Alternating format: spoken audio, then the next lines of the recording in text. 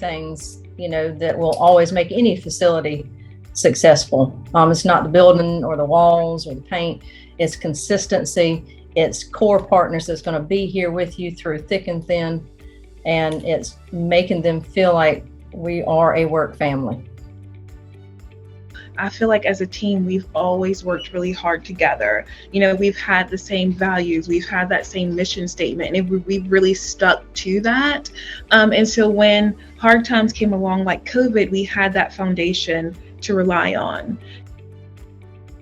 I think a lot of the big things are communication, teamwork, having policies and procedures in place and being organized. If we do communicate with each other and we talk about the problems that we have and we figure out together how to fix them. And really supporting one another, caring for one another, and, being open and honest and being able to be vulnerable and say that I need help with, X, Y, Z, and then receiving that help.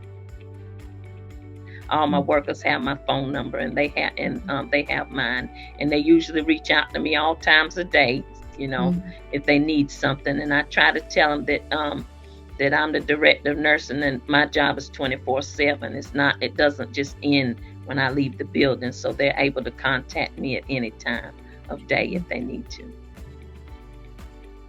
3, 4, 5 years ago, if somebody was late as a leader, we had a policy, we checked a little box, kept up with how many times that happened, and you'd have a conversation. Well, it was a different conversation through the pandemic, and it continues to be that way.